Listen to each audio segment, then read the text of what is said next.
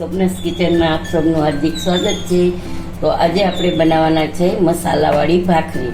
તો એના માટે મેં લીધો છે અહીંયા અજમો અને જીરું। તો આપણે ક્રશ કરી નાખશું એટલે ક્રશ કરવાથી એની ફ્લેવર સરસ આવશે।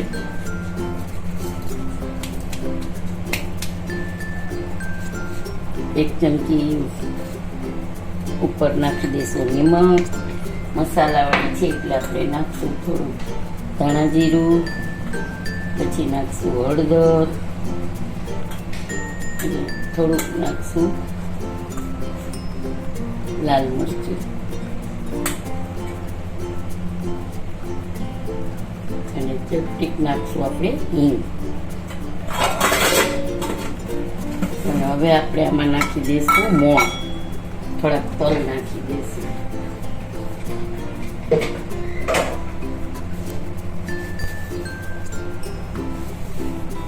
ચપટીક આપણે તલ નાખી દીધા છે, 1 ચમચી જેટલા। હવે આમાં નાખશું મોણ,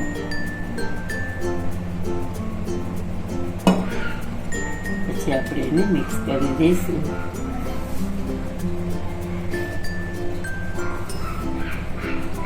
જોઈ શકો છો ગાઈઝ, આપણે એટલો સરસ મજાનો એકદમ કઠણ લોટ બાંધી લીધો છે અને કૂણવી લીધો છે, તેલ નાખી ચીકણો કરી લીધો છે।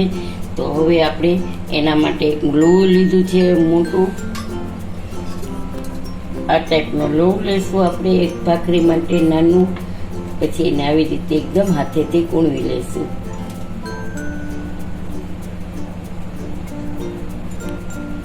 આટલું નાનું આપણે મીડિયમ સાઈઝનું લોહ લીધું છે અને પછી આપણે એને વણી લઈશું।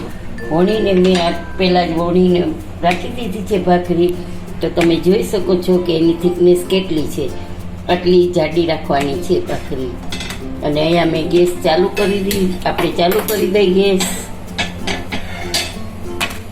તો હવે આપણે આ ભાખરીમાં આવી રીતે આમ કાપા મારી દઈશું એટલે આપણી ભાખરી અંદરથી એકદમ સરસ શેકાઈ જાય। તો ગેસની ફ્લેમ આપણે ધીરી એકદમ સ્લો રાખવાની છે। તો હવે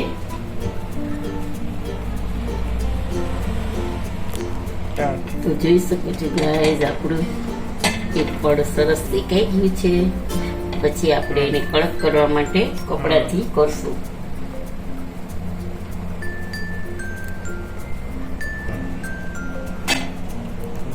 તો જોઈ શકો છો ગાઈઝ, આપણે કપડાથી આવી રીતે ધીમું, ગેસની ફ્લેમ સ્લો છે, તો આપણે આવી રીતે કપડાથી બહાર દઈને શેકી લેવાની છે।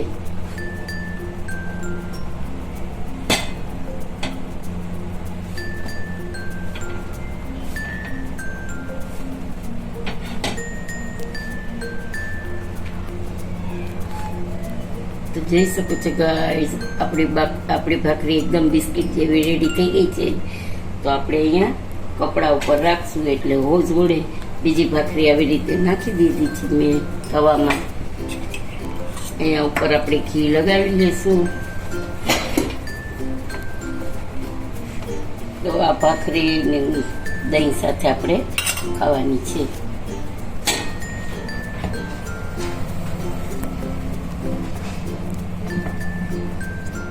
આપણે દહીં તીખારી બનાવી છે, તો એના માટે આપણે છે ને અહીંયા તેલ મૂકી દીધું છે અને આટલું દહીં છે તેમાં જોઈતા પ્રમાણમાં આપણે નિમક નાખી દઈએ છીએ। અને આપણું તેલ આવી ગયું છે ઓલમોસ્ટ। તો આપણે એમાં રાઈ જીરું નાખી દીધા છે, ગેસની ફ્લેમ બંધ કરી દીધી છે અને સાથે લસણ ચટણી નાખશું, લીલા મરચાં અને જીરું નાખી દઈશું, કઢી પત્તા। હવે આપણે એને હલાવી લઈશું એકદમ।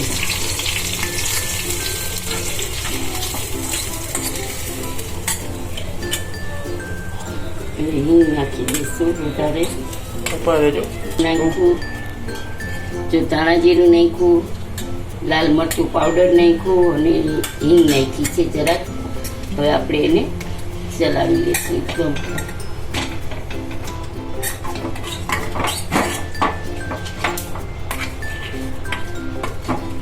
લસણની ચટણીને એકદમ આપણે ઓગાળવાની છે। હવે આ ઠરશે ને પછી આપણે તો આમાં નાખશું દહીંમાં. નકાશું દહીં છે ને પાણી પાણી થઈ જશે. તો હવે એને ઠંડુ કરવા આપણે રાખી દઈએ. તો શેકેલ જીરું છે ને એ નાખી દઈએ આપણે જરા.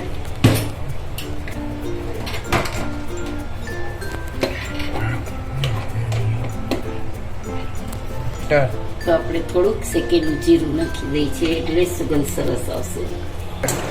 તો ચલો ગાઈઝ, આપણો આ જે વઘાર છે એ ઠરી ગયું છે. હવે આપણે ઠંડા ઠંડા દહીંમાં આપણે નાખી દઈશું દહીં તીખારી.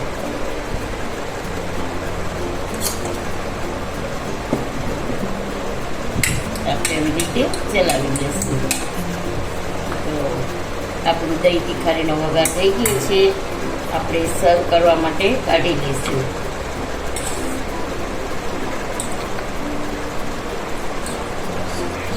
મારી પાસે ધાણાભાજી નથી એટલે મેં ધાણાભાજી નથી નાખી.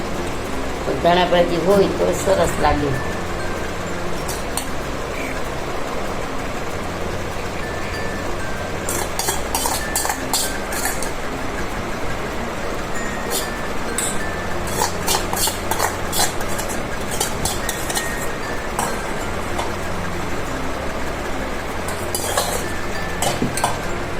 તો ચાલો, આપણે ડીશ આપણી રેડી છે સર્વ કરવા માટે.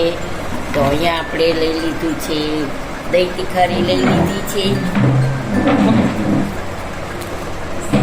ચલો ગાઈઝ, આપણી ડીશ રેડી છે સર્વ કરી દીધી છે. આ છે દહીં તીખારી છે, આ છે શેકેલા મરચાં છે, એની સાથે સરસ લાગે છે. અને આ છે આપણી મસાલાવાળી ભાખરી.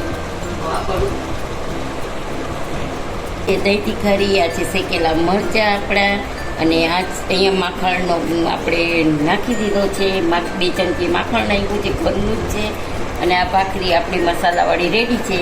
તો આજનો તમને વિડીયો કેવો લાગ્યો તે જરૂરથી જણાવજો. સબસ્ક્રાઈબ કરજો, લાઈક કરજો, શેર કરજો અને બેલ બટન પ્રેસ કરજો. અને કમેન્ટમાં જરૂરથી બતાવજો કે તમને મારો વિડીયો કેવો લાગ્યો. જય શ્રી કૃષ્ણ.